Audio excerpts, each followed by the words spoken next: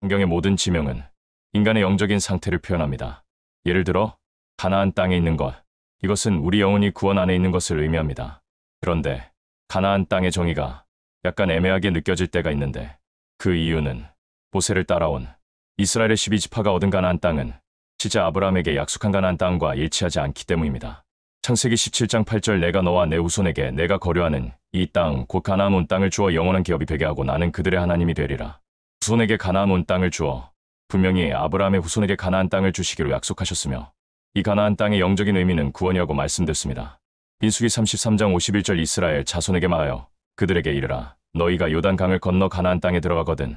요단강을 건너 가나안 땅에 들어가거든. 분명히 가나안 땅은 요단강을 건너가야 하는 요단강 좌편입니다. 이제 민수기 34장에 가나안 땅의 경계가 나오는데, 동남쪽은 사해 끝이며 남쪽은 애굽 시내이며 서남쪽은 지중해이며 서쪽은 지중해이며 북쪽은 헬몬산 중 호르산이며 북동쪽은 하사레난이며 동쪽은 갈릴리 호수이며 요단강으로 이어지다가 사해에 이릅니다. 분명히 요단 동편은 가나안 땅에 포함되어 있지 않은데, 신기하게도 이스라엘 12지파 중에 므낫세 동편 지파와 갓지파와 르우벤 지파가 갈릴리 동쪽, 요단 동쪽, 사해 동쪽의 땅을 상속받게 됩니다. 이 지역을 성경에서는 길르앗 지역이라고 부르는데, 영적으로 길르앗은 어떤 땅입니까? 구원을 받자마자 곧바로 구원을 잃어버리는 구원상실의 땅입니다. 요단 동편 땅의 면적은 가나안 땅의 면적과 거의 비슷한 크기입니다. 이것이 영적으로 무엇을 의미합니다? 대부분 구원을 받으면 구원에 한참 머물다가 우리 안에 귀신들을 통하여 나중에 구원을 잃어버리게 됩니다. 그런데 길르앗 땅은 구원을 받자마자 악령의 역사로 말미암아 구원을 잃어버리는 자들을 의미합니다. 정말로 이런 일이 존재합니까? 박경호 헬라어 번역 성경 요한계시록 35절에서 40절 35점 4대에 있는 교회의 천사에게 기록하라. 하나님의 영들과 7별을 가지신 분이 이것을 말씀하십니다. 내 행위들을 아는데 내가 살아있다는 이름을 가지고 있으나 죽어있다. 36점 깨어있게 되어라. 그리고 죽게 될 남은 것들을 굳게 하라. 내가 하나님 앞에서 내 행위들이 성취된 것들을 발견하지 못했기 때문이다. 37점 내가 어떻게 받았으며 들었는가를 기억하라. 그리고 지켜라. 38점 회개하라. 그런즉 만약 깨어있지 않으면 내가 도둑같이 내게 올 것이며 내가 내게 몇 시에 올지를 결코 알지 못하리라. 39점 4대 자신들의 겉옷을 검게하지 않은 적은 이름들을 너는 갖고 있다. 그들은 흰옷을 입고 나와 함께 걸어다닐 것인데 그들은 마땅하기 때문이다. 40점 이기는 자, 이 자는 흰 겉옷을 입을 것이며 생명의 책에서 내가 그의 이름을 결코 지우지 않을 것이며 내 아버지 앞에서 그리고 그분의 천사들 앞에서 내가 그의 이름을 공개 발언할 것이다. 내가 살아있다는 이름을 가지고 있으나 죽어있다. 살아있다는 의미는 구원받은 상태 생명을 의미하는데, 실제는 죽어있는 곧 구원을 잃어버린 상태입니다. 내가 하나님 앞에서 내 행위들이 성취된 것들을 발견하지 못했기 때문이다. 구원에 이르렀으나 쉽게 행위 곧 말씀대로 살지 못하여서 구원을 곧바로 잃게 됩니다. 어떻게 받았으며 들었는가를 기억하라. 그리고 지켜라. 구원받기 전에 분명히 하나님의 말씀대로 사는 것을 배웠기에 구원받았지만 곧바로 그 말씀들을 잊어버립니다.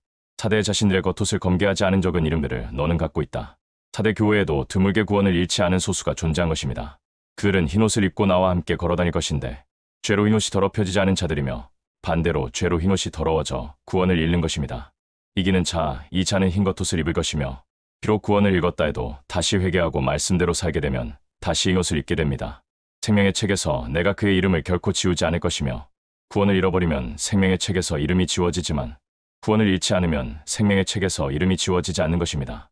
자, 이제 라오디게아 교회는 구원으로 진입되는데 성공과 실패가 나뉘어지는 교회인 반면 에베소 교회, 버가모 교회, 두라디라 교회, 사대 교회는 모두 구원 상실을 경험하지만 특히 사대 교회는 구원받자마자 구원을 잃어버리는 성도들을 의미하며 그 숫자가 엄청나게 많기 때문에 그들을 상징적으로 나타내준 땅이 바로 길르앗 땅으로 지칭되는 요단 동쪽 땅이 되는 것입니다.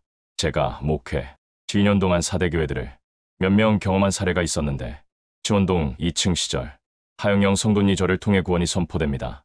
그 성도님은 기쁨과 즐거움 속으로 들어오게 되며 또 한 명의 영혼을 얻은 기쁨으로 제가 아주 만족할 때 기도 중에 성령의 음성이 들려왔습니다.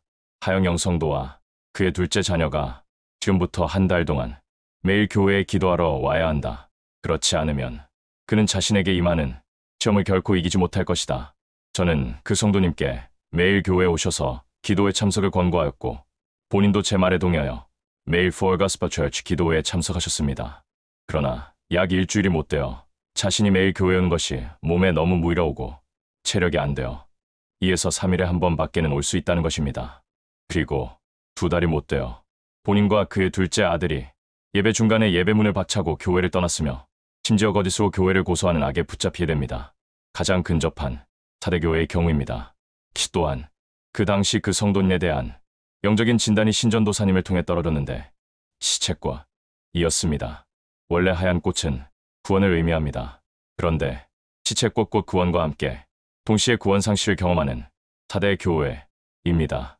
구약에서는 길앗 땅을 의미합니다. 희한하게도 나중에 또 다른 하얀 성도님이 자기 남편을 따라서 Full Gospel Church 세울에 참석하시게 되었으며 몇 개월이 지나지 않아서 저를 통해 구원이 선포됩니다.